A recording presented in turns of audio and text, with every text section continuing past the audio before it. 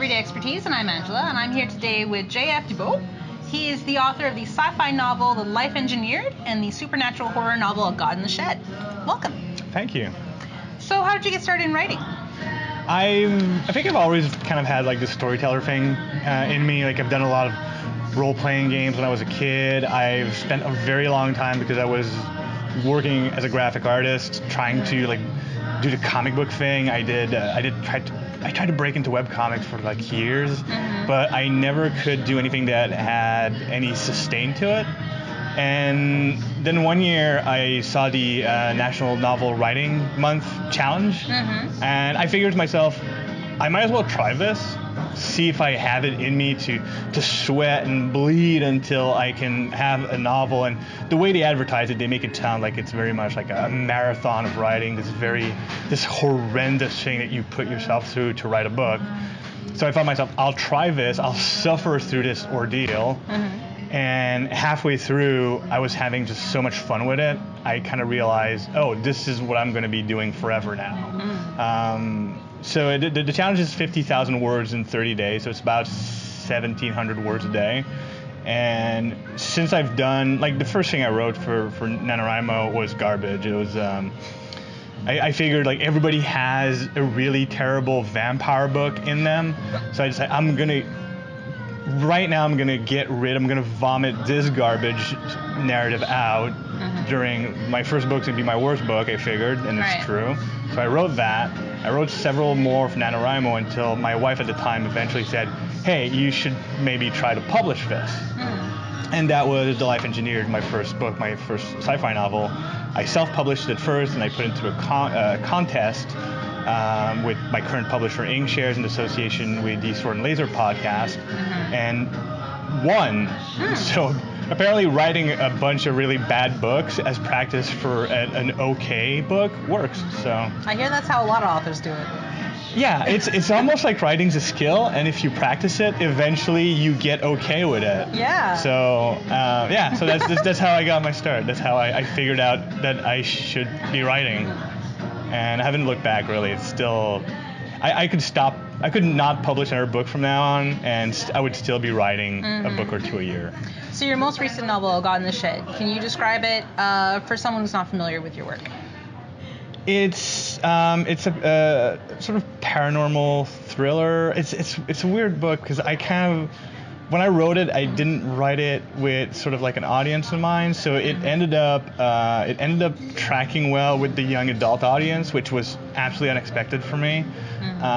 So to describe the book, it's a sort of a mix between kind of Twin Peaks and Stand By Me. It's a story set in a small village in the eastern township of Quebec, where there's been this serial killer for a while, and when he gets caught, instead of ending the horror that's been going on, it sort of unleashes the more supernatural aspects of it, which revolve around this sort of, how should I say, existential god, this kind of Lovecraftian god that ends up trapped in someone's backyard shed. And all of this just unravels all this cult activity and all the weirdness that you'd expect from a small town.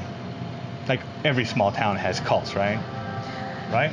Of course. I'm pretty sure. Yeah, that's whenever I roll into a small village anywhere, that's kind of my assumption. That's the thing, yeah. All right. So yeah, you publish your novels with Inkshares, which describes itself as an author-driven publisher. What is Inkshares? Inkshares is Inkshares is a small company. Yeah. They're a publisher on the West Coast. They're currently in Oakland. They're near Oakland, right, the thing across from the bay from San Francisco. Right. Yeah, Oakland. I don't know why I messed that up. So anyways, they're a small publisher. Their whole goal, kind of like their mantra, their philosophy is they want to remove or sort of change the gatekeeping to publishing. Right. Publishing, usually you send in your submission or agents send in their submissions, and it ends up in a slush pile, and then an individual or a team of individuals go through that, and they sort of apply their own individual judgment as I think this is good or I think this is not good, which can mean that some bad books get published and other great works get ignored. So their goal was to sort of democratize the slush pile. Initially, they started doing it through pre-orders. So whatever book concept got the most pre-orders would get published. This is the internet, so very quickly people start gaming the system. So their model's kind of evolving, but it's always kind of circling around the idea of not having a single funnel point for picking books. Okay. So right now there's still the whole pre-order thing is still a thing, but it's much more based on they're doing a lot of work with other publishers and production companies to have these contests, trying to bring in some experts to sort of put in their own judgment. So they're really they're exploring different avenues. They're also having a lot of us authors get involved. When there's a book that looks good but is not necessarily getting a lot of pre-orders, Inkshares will ask some of the authors who work with the same genre, hey, have you checked this out? What do you think? Should we go ahead with this? So there's a lot of community involvement, a lot of communication between the publisher and the authors. And part of the model also is that because they're based on the West Coast, they're very close to the entertainment industry. So it's a very different kind of publisher from the New York model, and it should be everything I hate from a publishing company, because I like things that are stable, systems that are tried and true, but working with Inkshares has been exciting because it's all of these things I'm not usually comfortable with. Right. Oh, it's an interesting model. Interesting idea. Yeah. Well, it's because the publishing industry is very old, and it's functioning in a day and age but it's changing now in the way it's distributing, but the way it functions internally and the way that publishers deal with agents and agents deal with authors is, I don't want to say antiquated, because it kind of still works-ish, but not.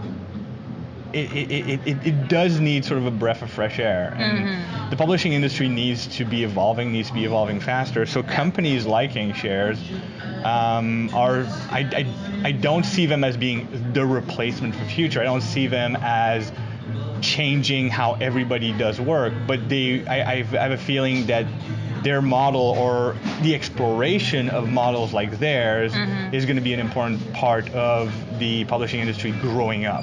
Right. Okay, so this show is very much about process. Right. Can you describe me your process of writing a novel from, say, idea to finish? Yes, product? in absolutely boring, excruciating detail, if you want. So the way I go about writing a book is usually I always have on my iPad and my iPhone all synced up, because technology is wonderful. I have this document where I write down ideas. So if I wake up at 3 a.m. because I had an idea, I'll write it down there. If I have an idea while I'm walking, I just pull out my phone in. There's 100 different little one paragraph or one sentence idea. Whenever I want to work on a project, it's usually because one of these ideas resonated, or I'm going through this document and think, hey, those two ideas independently are alright, but if I put them together, they're ridiculous, and I can make something fun out of that. And a lot of it comes from the excitement of the project. It can't just be the excitement of oh, this is going to be fun for a weekend, because producing a book, writing a book takes a long time. Researching a book takes a long time. Editing a book is a nightmare that can take a long time. And so it needs to be something that really grabs me. It needs to have a lot of the various aspects that make writing a book fun, such as research. I absolutely love research. I'm researching 2 different projects right now, very different things that I'm looking into, and if that research is fun, that will also drive the energy to put behind the book. So once I've got this idea, and it's very rare that it's someone else that's going to say, hey, can you write us something? It's usually I want to write something. Right. Except right now I'm editing a sequel, but that's its own kind of own universe. Right. So once I've got this idea, I'll try to write sort of an outline of what I want the characters to go through. Because plot's important, but plot is, as far as I'm concerned, is sort of the vehicle that brings the characters from point A to point B. But the important thing is the characters themselves. Like, I need to have their evolution. It needs to be about what they go through. It's one of my biggest gripe with science fiction these days is that characters are there to support the plot, where I feel it should be the opposite. That's a question of personal taste. So I sort of look at my characters, I decide what I want them to go through, what changes I want them to go through, and what kind of psychological themes I want to explore. Write that down in an outline, sort of write it down like in a chronological outline that I use as a backbone, and then I just add meat to it from the story idea. And then I sort of start spotting, okay, well, I want to have this, let's say, I want to have this piece of the story be a flashback for World War I, the Battle of the Somme. I need to research what that is from the historical point of view, but also from the personal point of view, read some first-person accounts of it. So then I sort of build myself sort of a reading list of what I need to learn, what I need to figure out, make sure that I have a good grasp on, even if it's not, because it's easy to say if I want to insert some historical facts, say, oh, well, midway through the writing, I'll just go on Wikipedia and look up some dates. Sure, but if I'm trying to write something that's going to have some degree of poignancy about the character, I need to understand how it feels to be in the trenches at the Somme in World War I. And that's not something I can Wikipedia my way through. No. I need to understand the type of language that's used, how people deal with what surrounds them, like how shell shock works. Like, I need to have a good understanding because I'm supposed to relay that atmosphere. So research is super fun, but it's also super important and it's super time consuming. But the moment I feel like I have sort of a grasp of being able to write it, and I usually know that because, like, as I'm just driving around or walking around, like, pieces of dialogue will pop up in my head as I'm thinking about it. Like, I'll listen to a piece of music and go, oh yeah, that's kind of thematically in line with it. Like, I can see the symptoms of being ready to write. I'll set aside a sort of a 2-month period where all I do is just write down a first draft. And the first draft is garbage. It's almost completely unusable, but it serves as sort of it's a sketch of what I want it to be. Then I can write a second draft and sort of polish it and bring it to a point where I feel I can show it to someone else, usually not a writer, to get sort of a reader's perspective. So I am super fortunate that I have extremely driven friends. Friends that both like to prop me up and encourage me and also tear me down when I do something dumb. So they're perfect to beta read whatever I work on.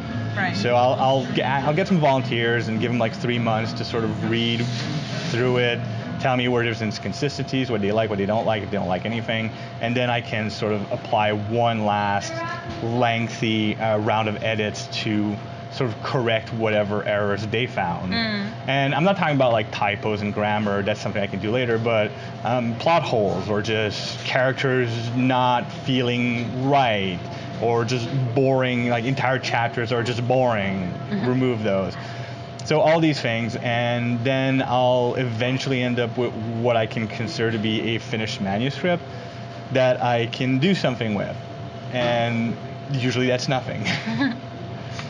Because you need to shop those things around, find a publisher, or decide to publish them yourself. So I'm sitting on several manuscripts that I should probably be cleaning up a bit and like shopping around with agents, but I'm fortunately very busy working on the sequel for A God in the Shed and other projects, so I don't have time to do that yet.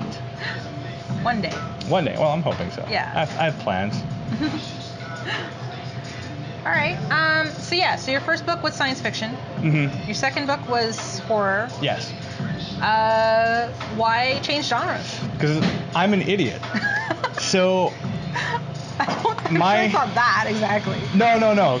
Listen, hear me out. Okay. So my day job is as a marketing director. I've studied brand integrity. So I'm a brand specialist in theory. And the first thing I do in my life as an author is split my brand between science fiction, very optimistic science fiction, super clean, very happy looking utopic science fiction, and bleak small town personal horror. Yeah. It's terrible branding. There's the crossover in readership is very small. The Venn diagram, it's a sliver between the two readerships. So not really good branding for someone whose very job, whose career is brand development. But most authors just change names when they do that. Like they use a pen name for another genre. The problem with that for someone starting right now, and especially someone who doesn't necessarily, because let's say you write your first book and you immediately sell it to Penguin Random House or Tor, and then you write a second book that's in a completely different genre. Like someone's handling your marketing, someone's handling your public image. You still have to do a lot of your own work as a marketer, but it's sort of like it's in a machine. If you're working with smaller presses or you do any self-publishing and you do pretty much 100% of your own marketing like I do, your image, like your readers are going to be as interested in your book as they are in you. So whatever I do have that's crossover readership that followed from The Life Engineered to A God in the Shed, it's not because, I mean, it is partially because they enjoyed the writing, but it's because they're fans not of The Life Engineered as a universe, but of me as a writer, as weird as the idea of me having fan feels when I say it out loud. The point is that you as a content creator are almost as important as the content you create. And that is something I learned from being working in marketing. So, do you think your background in marketing has helped you with your books? I think it's helping me now and will help me in future projects. Right. Because I work in marketing, but not specifically in advertising or sales. Right. So what I do a lot of is between some graphic design, because that's my actual education is in graphic design, and I migrated to marketing. But the marketing is mostly market analysis and looking at stats. So I can look at stats all day long and I know who buys my books, and they're weird demographics, and it's fun to know that who these demographics are. Like when I got invited to the Montreal YA Fest, I was surprised a little, but also I knew that part of my demographic is young adults, and I knew I had to do some research to understand why my book ended up in that category. Yeah. But I knew it had ended up there. So it's mostly my job is about knowing markets, moving towards influencing markets, or rather not influencing, because that's not what I like about marketing. Marketing is more about finding the right purchasers than trying to manipulate people. I know most people think marketing is brainwashing. No, marketing is just finding people who already want your product and they'll buy it.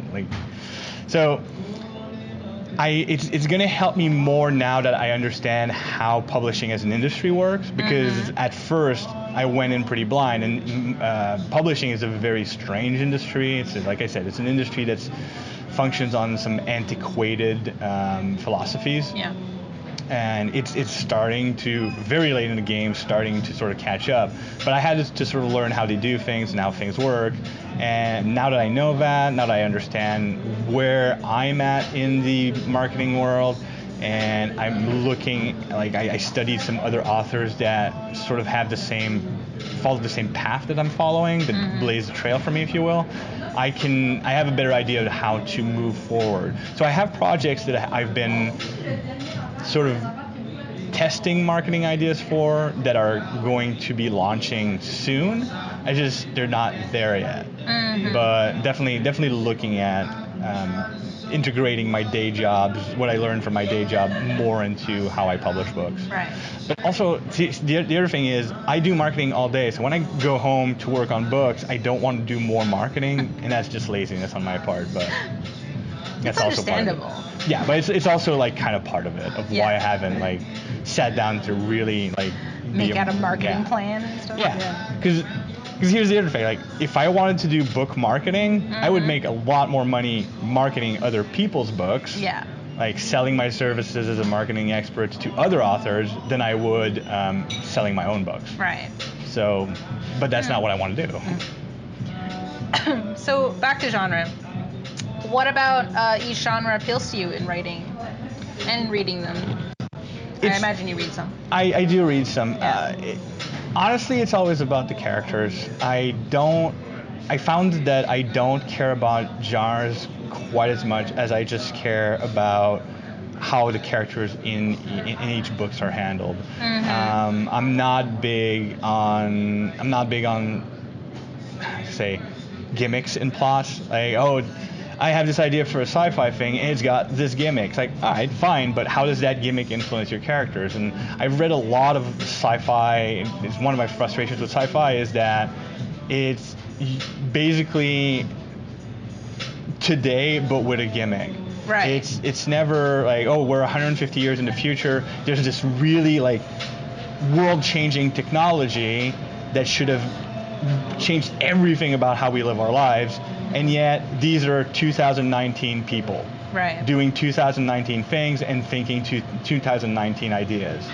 And that's not what I want. Like I want the stories where the society has evolved and changed and sort of grown into these new ideas. I want horror stories that aren't just page after page of gore and blood. That's easy and it's easy to write. It's boring to read. I don't like. I want to know. Okay, well, this character is in this situation for these very personal reasons, and how are they evolving through it? This has led me to go down a path to reading a lot of psychological horror, things that don't have many or any paranormal concepts in them, but it's just about this person is going through this harrowing personal saga. One of my favorite books from the recent years has been The First Time She Drowned. There's no ghost, there's no monster, it's just this one character rediscovering these things about her past, and they're everyday horrors, and to me that's a lot more terrifying than ghosts. Now if you can have a ghost and have the deep personal story, that's ice cream on a sunny day. That's perfect. That's exactly what I'm looking for. Yeah. So yeah, what was the question again? I think you've answered it. Got it. Perfect. Okay. Fantastic. So for yourself, what are your own influences? I like to think that from a very thematic point of view, as far as horror is concerned, Lovecraft is a bit of an influence. I like the idea of things that are so vastly bigger than ourselves that it doesn't matter if they're evil or not, they're just terrifying by their scale. The whole point of like cosmic and existential terror is something that I like because it's very scary, obviously. As far as stylistically, I'd love to one day be regarded in the same vein as, say, Clive Barker. Clive Barker's got like sort of two different genres in his horror. One of them is sort of the Hellraiser, bloody S&M type thing, very very standard gory horror, which is fine. It's its own thing. But he's got this branch, like these books, especially some of these more recent ones. My favorite book ever is Galilee from Clive Barker. It's just weird and beautiful. Great and Secret Show, Imagica, Sacrament. These are all books that they're horror. They have supernatural horror elements, but they have a very interesting and almost uncomfortable mix of beauty and horror that is just fun. When you're reading about like the description of something that's supposed to be terrifying, but it's also described as something that's beautiful, Barker has this way of really walking the narrow line between the two that's just great. Like he makes beauty and horror circle each other. And if I can ever emulate that and be sort of regarded as someone that does this particular narrative trick, I'll be happy. it'll never happen because that's the level of skill that one can aspire to. But like Barker's been at it for a while. That's why he's that good at it. All right. What is something you wish you'd known about writing before you began this journey? I wish I'd known earlier that I would like writing. I started writing in my mid-30s, and I probably wouldn't have been as good at it if I started in my mid-20s, because I mean, there's something to be said about having a certain degree of life experience, especially if you're writing about characters. If you're writing about mostly plots, about like characters go to like, they go to the wizard tower and they get the wizard mission to go get the amulet and the things and the bad, like the going from point A, B, C, like quests and those types of things.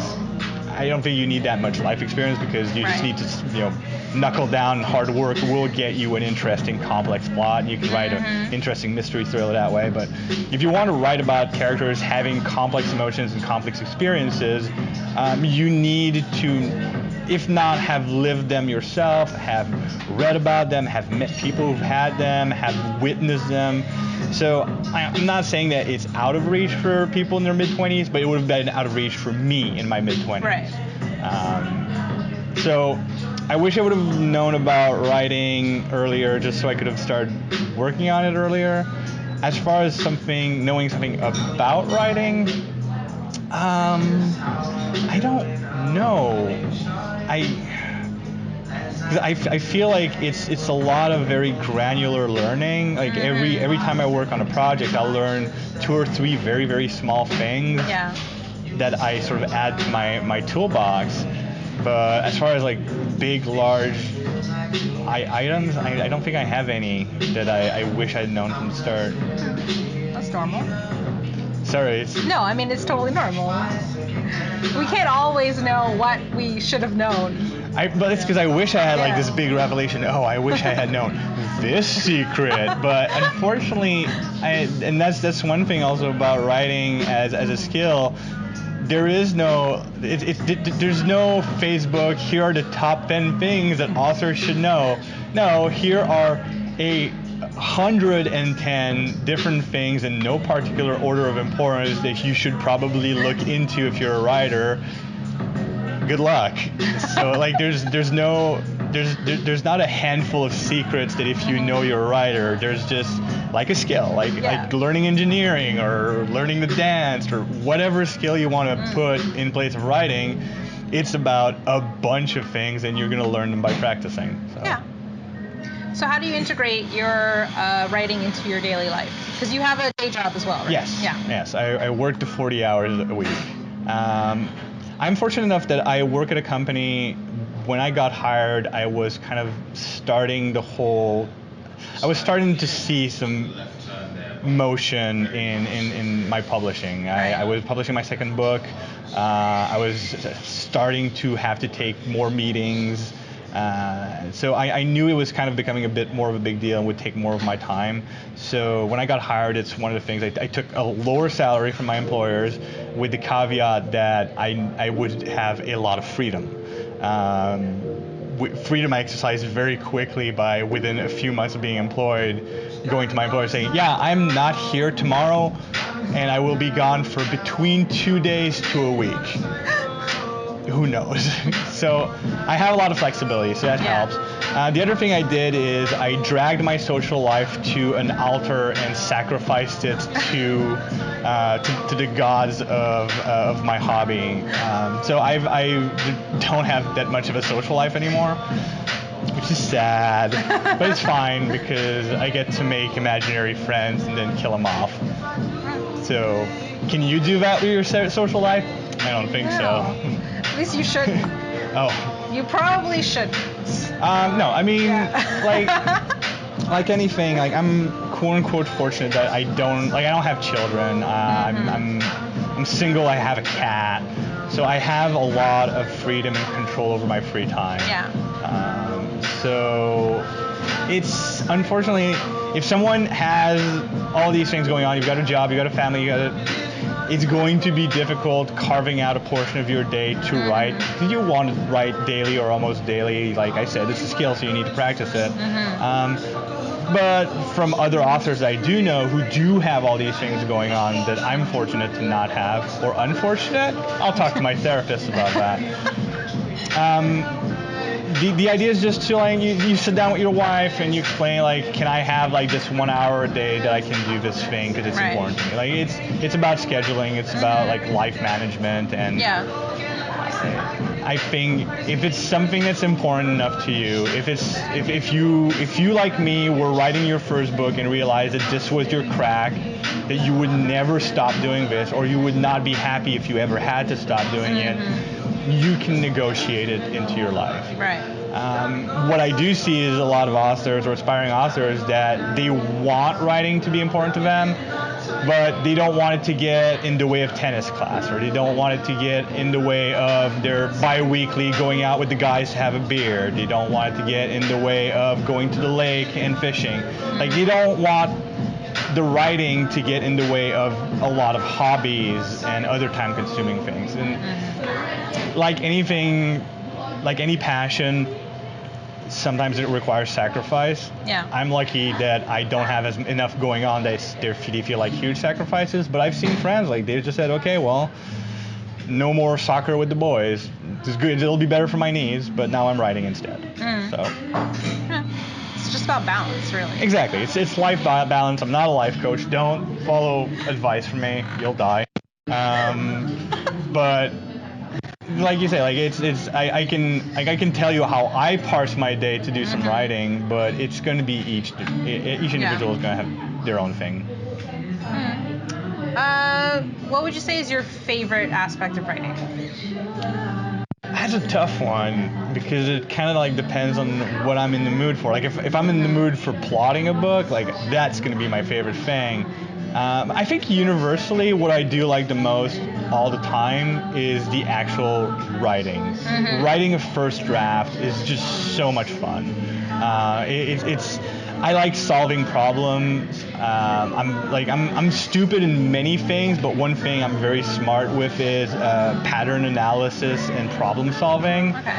So mixing the idea of creating new things and imagining characters and plots and solving plot problems and story problems and character arc problems, put these two things together, I have such a good time. I'm just smiling right now just thinking about how much fun it is. I have as much fun doing that as most people have fun doing their favorite thing. Right. Do you have a least favorite aspect of writing? Something that frustrates you? Editing. I am very self-conscious about, and I can get very precious about certain ideas and certain sentences, and I'm not, like, I have a very solid ego. I've worked in art and I've worked in graphic design for a long time. My job is being told that what I do is not good. So a lot of the time is suggesting 3 ideas to a client and the client saying they're all garbage, start over. So my ego is solid on that. Right. Criticism I'm fine with. What is harder for me when it comes to editing is when people don't get something, when my editor they giving me a comment that doesn't make sense. Like if the comment is, hey, this chapter doesn't work for these reasons, we should change it, perfectly comfortable with it. Or just, this chapter is boring, nothing happens. Okay, that's valid. Like, I'll read it. If I disagree, like, I can have the conversation. It's like, well, I think this thing happens, but is it happening too slow? Is it, like, I can have like the arts director conversation about it. Yeah. But it's when I hit this wall where it's like, oh, there's this thing wrong with this chapter, and I feel like, but did you understand, or do you understand why this chapter is there to sort of foreshadow something later? That's the part, like, I don't like having to sort of explain my work too much to get the editing done, and these are the parts that kind of like lead to conversations that are uncomfortable. And one thing I like about writing is that it can be a very individual experience. So when it starts feeling and veering into sort of a committee writing, like having 2 or 3 people saying it should be this, like, no, it probably shouldn't. That's when I like it less. And all that being said, I still love editing. I still have a lot of fun. Like getting good input from an editor, like an editor saying, hey, yeah, you introduced this idea in of this character in this chapter, and you're not following through with it. It's like, oh, you're absolutely right. This is brilliant. Like I absolutely should have done the follow-up of that. Right. So it is a process of improving your thing. So as much as it's my least favorite part, it's still fun. That's good. How do you deal with stress and obstacles? When something's just not working. Drinking. This is disingenuous, but I haven't really hit hard enough of a wall for that to be a problem. Okay. I think the closest I've come to it is I was asked to come up with ideas for some things, and most of my ideas were refused by the publisher, and all these ideas just end up my idea document, and I'll revisit them later. Yeah. They didn't work for that publisher, or that producer didn't like them, didn't really get a good vibe for them. That's fine. Just put them aside. But that is really the worst level of refusal I've had to deal with. And I'm lucky that way. I mean, I've queried publishers in the past, and I've gotten refusals, but they've always been very soft refusals. I think the worst refusal I got was a publisher that sent me 2 pages of notes saying, hey, this is good, it's not for us, we think you could improve this list of things, and they're all excellent notes. I would have normally paid an editor for that kind of information, and that's the worst I got. At least it means they engaged with it, which most publishers just send you a form letter. Exactly, or a postcard saying no. No, exactly. So I've been very fortunate. I haven't queried very often. I am bizarrely good at pitching one-on-one, because here's a tip to aspiring writers. If you get a chance to pitch, even if you don't want to get published, pitch. Pitching is a skill, much like auditioning and interviewing, that you will only use when pitching, interviewing, and auditioning, and the only way to practice them is by pitching, auditioning, and interviewing. So so I've for the last maybe 5 years, whenever I go to a conference and they have pitch sessions, I will always sign up for as many of them as possible. 2 reasons. First, so I can pitch, get the practice, get comfortable with the kind of questions that you get asked, and just networking, just being able to sit down, talk to a publisher, talk to an agent or editor, and say, here's my idea, what do you think? Here's the feedback, good to know you. Have you been doing this for long? Hey, can I buy you a drink later at the bar, just to get more more of a feel for what you do for a living, since you're, as an agent or whatever, you're important to my industry. So I suck at networking, but when it's like in this kind of situation, it gets better, and it's important to know the people in your industry. So. Right, of course. Do you get block? I do not. And here's, again, I feel like I'm this unicorn for this, but here's the thing. You're not a unicorn. There are people who don't get blocked. But here's the reason why is it's not just because I'm genetically fortunate to not get blocked. I studied graphic design. And whether you're a graphic designer or an architect or an industrial designer or even a professional illustrator, if you're working professionally as an artist, you can't afford to have block. If a client is asking you for something and you have delays and they're paying you and this is your livelihood, the idea of waking up one morning and going, oh, I cannot do this, I will need a week to resource myself and find the fountain of inspiration. You can't wait for your muse. You have to reverse the relationship. Your muse is your slave, not the opposite. And fortunately, there has been centuries of people doing this and finding tricks. And one of the simplest one is in visual arts, it's called the blank page syndrome. You have a blank page that you're supposed to fill with illustration. So if a white page is intimidating to you, make it not white. Immediately draw something on it, sketch something. Whatever it is, practice something. Draw a bunch of eyes to practice your eyes, or a bunch of hands to practice your anatomy. Just fill it. And it's the same thing for writing. If you're intimidated by that page that says like chapter 1 on top and that blinking cursor that's waiting for you to write something, don't just stare at it. Write something. And it'll come. And it can be dumb things. Just like the same way you can practice drawing eyes as an illustrator, you can practice describing things. Like go to a cafe and describe the cafe. Describe the people around you. Describe how the guy sitting at the table next to you is drinking his coffee compared to the girl across the room, how she's eating her cake. Do exercises. Practice, learn. It's a skill. And eventually, as you're doing these things, almost without you noticing, you'll start writing your own things. Yeah. You'll go, oh, well, okay, well, this dude that I'm describing from across the cafe, he's now a character in my story. Like I'm gonna start the story in a cafe with this guy drinking his thing and someone witnessing an event, and I can move from there. Or not, but at least you're doing something. Yeah. So yeah, That makes sense. Writer's block is, and this sounds cruel, but it's tough love. In a way, writer's block is sort of a construct that we build for ourselves as an excuse to not do a thing. It's like, oh, I haven't been writing for 2 months because I have writer's block. It's like, no, you haven't forced yourself to write, and you're using writer's block as an excuse. And yes, it sounds like, oh, yes, because you don't have writer's block, so you don't understand the pains. No, I understand the pain, but I also understand being a creative professional and having a boss wait for me to do something and not having writer's block as an excuse. So if you treat it that way, you can get rid of writer's block pretty quick. Like, you can, and it doesn't have to be like about putting pressure on yourself either. It's just knowing that it's this artificial thing, and if you can just move past it, you will. It's true. Yeah.